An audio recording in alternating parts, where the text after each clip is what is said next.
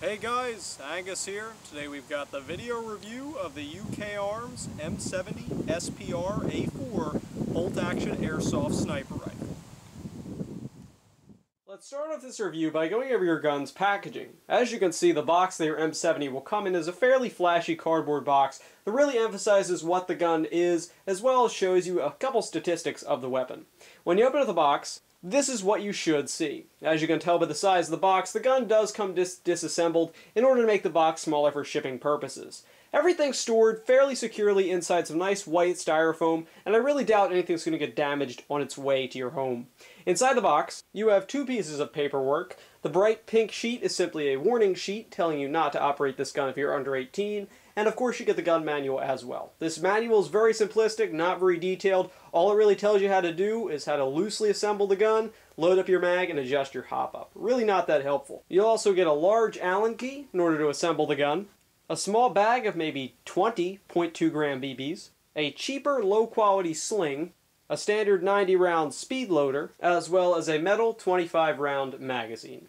And of course, your UK Arms M70 itself. Now the first thing you guys are probably wondering is, where can I purchase this gun? Well, there'll be a link down below in the description to airsoftstation.com where you can buy this product for the very fair price of about $115. Now with that being said, let's go ahead and hop into the external construction of the M70. Now first things first, as I mentioned, this gun does come disassembled in order to make the box a little bit smaller. In order to assemble the gun, it's very simple. What you do is you'll take the three included metal screws and insert them into the three slits inside the gun's body in order to attach the upper receiver to the actual body of the replica. It's so simple, I really don't even have to demonstrate it. Trust me, you'll figure it out eventually if you don't figure it out right away.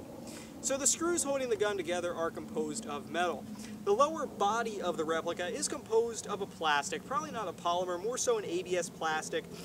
You can definitely feel that it's plastic, however it does feel fairly sturdy, but it's quite obvious it is plastic. If you were to drop this from a significant height, I could definitely see the body cracking. As you can see, the body in this case is covered in sort of a real tree camouflage. This is one option you can get the gun in. You can also purchase it with a plain wood coloring. Personally, I actually kind of like the real tree on this gun. A lot of people tend to consider anything with real tree a little bit noobish in airsoft, but frankly, I certainly think it looks rather nice, and I imagine it'll work rather well in the woodland environment set around me.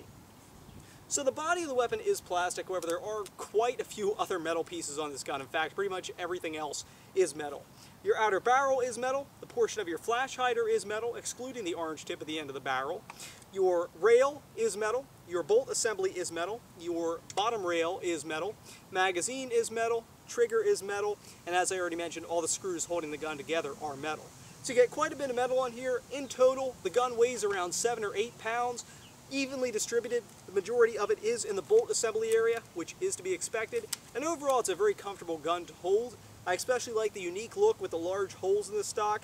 However, one thing I do have to say is if you're kind of moving the gun around on your shoulder, you can definitely get your hand kind of lost in the stock. The butt of the rifle is a very nice padded rubber that's textured and grips onto your shoulder rather well. So overall, the external quality on this gun is quite nice. Alright, now an obvious feature on any bolt-action airsoft sniper rifle would obviously be the gun's bolt. Now the bolt in this case is metal, as I mentioned previously in the external info, and in order to cock the gun, you flip the bolt up like so, pull back, push forward, and flip down. At that point the gun is cocked and capable of firing. This gun is a bolt-action Springer essentially, therefore you do have to cock it each time. The gun's not semi-auto. For a gun that's shooting about 480 feet per second, the bolt's quite easy to pull back and push forward. Not as easy as I've pulled before, however, it's quite easy for the feet per second and it's fairly comfortable. I'm used to the pulling up and pulling back, so it's basically a routine motion for me, and I imagine it'll be for most of the other airsofters out there. Alright, now another big feature on the M70 would be the gun's magazine, which is obviously stored underneath the replica. In order to eject the gun's mag, you want to push in the small black button that is the gun's magazine release. When you push it in, the mag simply drops out, so be prepared to catch it. The included magazine is constructed of metal and holds about 25 to 30 rounds and is overall a rather nice quality magazine. Kind of reminds me of those kind of cheapy mags of those cheapy snipers that a lot of us started off with when we wanted to get into the game.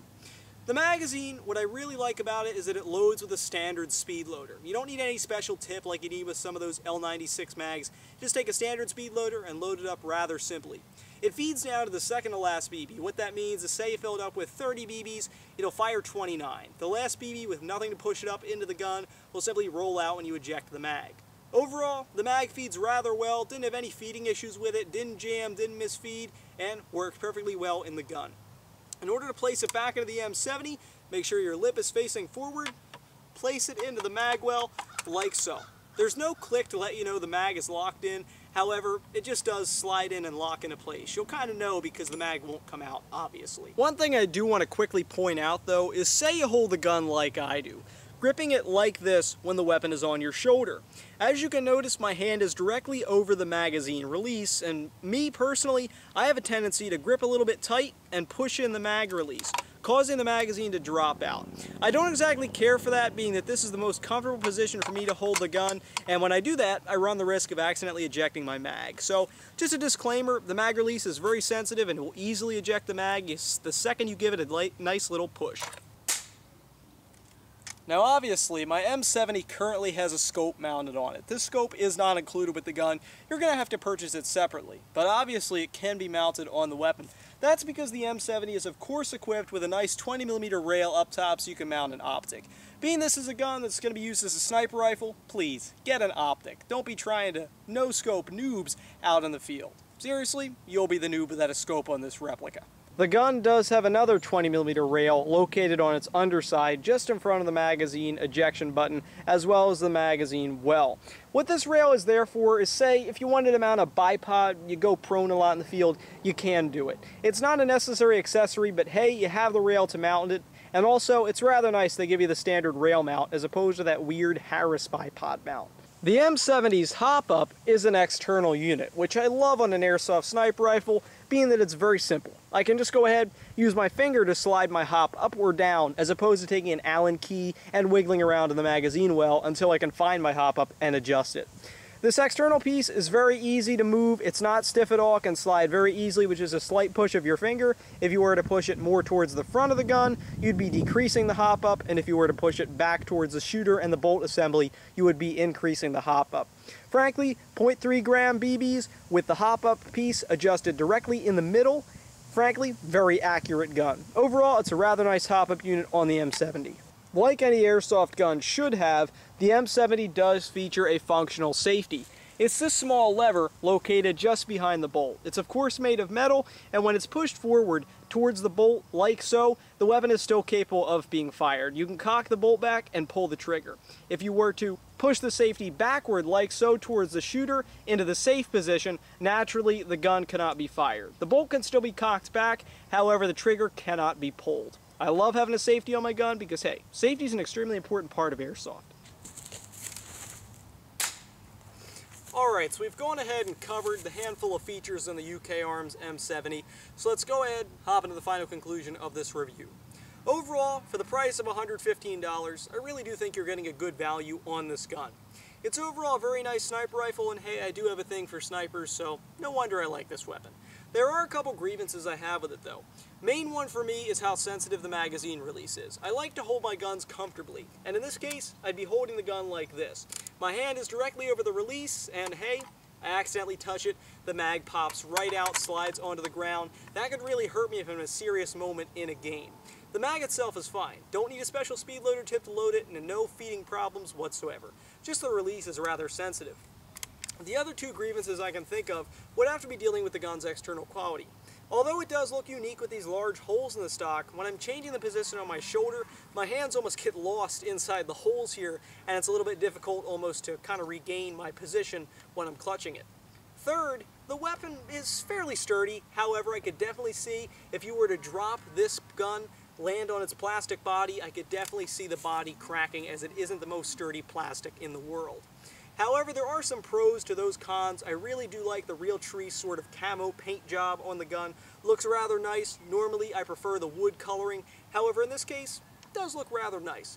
The bolt's rather easy to pull back for a gun shooting 480 feet per second, very comfortable. The gun itself is very comfortable, and of course, you gotta have the scope mount on there so you can go ahead, mount your scope, and also the bipod rail up front so you can mount the bipod. Overall, this is a rather nice gun, rather comfortable, some nice features, only a few minor cons, and I would recommend it to anyone looking for a sniper, more so beginner or intermediate players. So with that being said, guys, this has been Deathcore Airsoft's review of the UK Arms M70 bolt action airsoft sniper. Thanks for watching, guys. Please subscribe.